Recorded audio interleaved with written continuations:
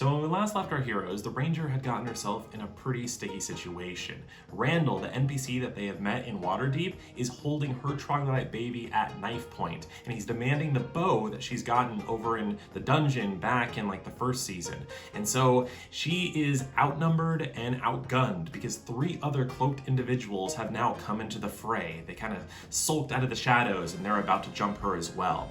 So at this point, she's in for the fight of her life, and also the fight of her baby's life. Now, the entire week leading up to this, the player who plays the Ranger was looking up all the resources on her character and all the abilities and special items that she has, and she was talking with the other party members trying to figure out what she can do in this situation. And I was very proud of her because when it came down to it and we started the session, she dipped into the shadows like Batman. She started disappearing and reappearing at different times, jumping down and taking out people one at a time. By the time the other party members had shown up, it was already over. She had taken out 3 of the 4 combatants, and as the other party members showed up to the bakery, she had hung them up upside down and was already skinning them Predator style, and everyone's all like, "Damn, Kev, you're scary." Now, the Druid and the Warlock had their own mini side adventures when they were in the city on their first day also. The Warlock had started talking to his Morningstar, the patron that's in there that gives him his power, and he learned that the name of this patron is Lauren Soth, who's a Knight of the Black Rose, hails from somewhere called Solamnia, and he doesn't really know too much about him, but he seems like an okay guy. So the Warlock wants to check out some books about some of the things that they're trying to figure out, like trying to figure out who the Knights of the Delian Order are, and when he talks to Soth, he learns that he's actually stuck in a place called Barovia, so he wants to figure out where that is. So he goes to the library and he learns very quickly that the people of Waterdeep are a little racist about tieflings, and they don't really want to help him out at all, and they tell him that unless you're an inhabitant or you're part of the guild, you can't jump into the library, you can't check anything out. So he decides he's going to do something that he's kind of wanted to do for a while. He's going to try and join the Bards Guild.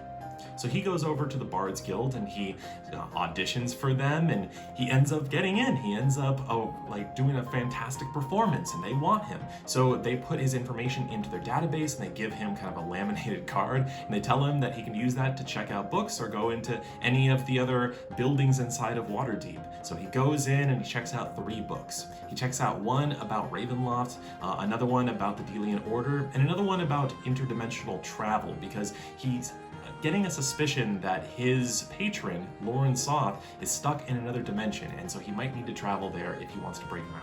Now, the Druid, on his own little mini adventure, he decides to go into the town square and go ahead and buy an instrument, and as he's waiting for it to get made, he decides to kind of liven the place up a bit. He goes to a decrepit part of town and he sings a song and he makes some trees sprout and brings some beauty to this area. And as he's doing that, this cat sulks over to him and starts talking to him in common and says, "Hey, I really like what you did there.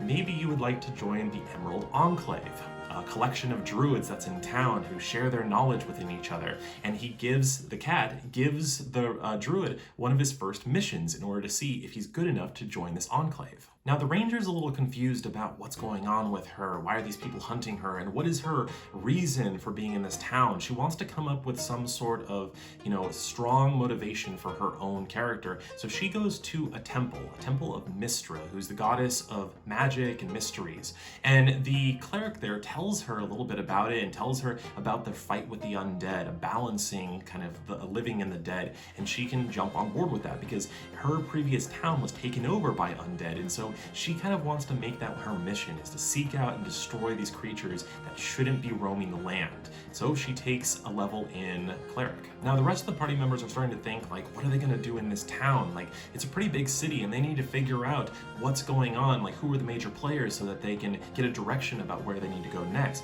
So they start seeking out the rogue's mentor, the one that he learned about in the Yawning Portal, Raffles, and they start heading over towards Dockward because he has a locksmithing shop there. When they get there, they open the door and the chime rings above the door, and then this man who's missing an arm comes over to see if he can help them. And he sees the rogue, and suddenly they embrace each other. They haven't seen each other for like 10 years. And so this is a very welcome for him and the rest of the party, a place where they can, get some rest and maybe get some answers about what's going on in the city. Raffles pours some tea and he gets everyone comfortable, and he tells them that he and the Rogue used to be part of the Thieves Guild inside of Waterdeep, and they used to work underneath this crime boss named Xanathar, a beholder there. And everyone starts thinking, and they're all like, wait, hold on a second, didn't we see a beholder inside of the vision, inside of the Ranger's kind of ethereal room where all these other magic items are? And so they come to the conclusion that it's probably this beholder. He probably has the shield that they're looking for, the counterpart towards this bow. And so they start listening about what's going on with this underground Thieves Guild.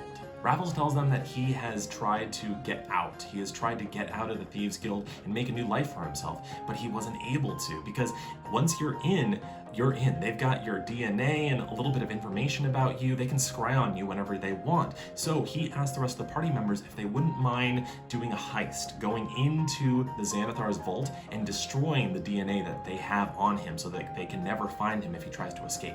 Now the party members are all like, how do we do this? How do we get into this mansion that he has? And Raffles tells them that actually in a day, there's gonna be a Trolltide celebration, a concert that's happening at the estate. And they're all like, oh, how convenient. So they start planning out their heist, trying to get the groundwork of what the estate looks like and figure out what the security is, and also try and figure out what is their in, how can they get in without being noticed by anyone else.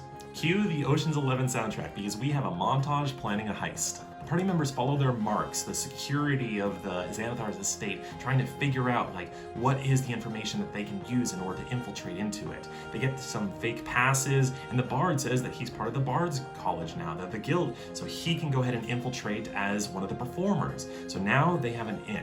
But they learn about a couple things. They learn that there is an anti-magic field around the entire estate, and they can't cast magic while they're inside. And this is something that they all rely on. The Warlock, he relies very heavily on magic. And so they learn that there's a device inside of the security office that if they get inside and they deactivate it, then they can start casting magic. In order to do it, there's going to need to be 4 spellcasters, and they have to all touch onto the device and expend a spell slot. So they think if they can at least get in, they can make it over there and they can deactivate it. Now it's the night of the party, and all of their prep work is all coming to a head at this point. They're able to infiltrate in with using some fake passes and the Bard acting as one of the performers, and he gets up on stage and he does a pretty good performance. Everyone starts clapping. The rest of the party members, they mingle a little bit, they do some gambling, they talk and get a little bit of info. They even run into the Castellanters, who are kind of trying to learn a little bit of the drama about what's going on with this new group, and telling them that they have a lot of their refugees over at their place and they'll take very good care of them. Then the rest of the party members, they start heading over towards the security office. When they get into there are 3 security guards, and since nobody can cast any magic, they suddenly have to do hand-to-hand combat because they didn't have any of their weapons. So they start fighting them using anything they can find in the office as projectiles and hitting them over the head with like the leg of a chair, and then they eventually take down all of these security members. They see the device, it's in the corner of the office, and they all go over towards it, and they ask, is everyone ready? They all touch onto it, and they expend a spell slot. And as they're doing that, someone else, they roll perception and they look down and they can see that in the scuffle with security, the device has been damaged. There's like sparks that are coming out of it, and a little bit of smoke. And as they all touch it and they expend their spell slot, something really weird happens. Everyone feels as if their consciousness is ripped out of their body and twirled around, and then they land back into a body, and they all are holding their heads and trying to figure out what's going on. And suddenly, they're all in a different body. So at this point, the Rogue is in the Warlock's body, the Ranger is in the Druid's body, the Warlock is in the Ranger's body, and the Druid is in the Rogue's body. Also, for comedic effect, the Troglodyte Baby and Raffles the Ferret, they've switched bodies too. And that's where we ended our session.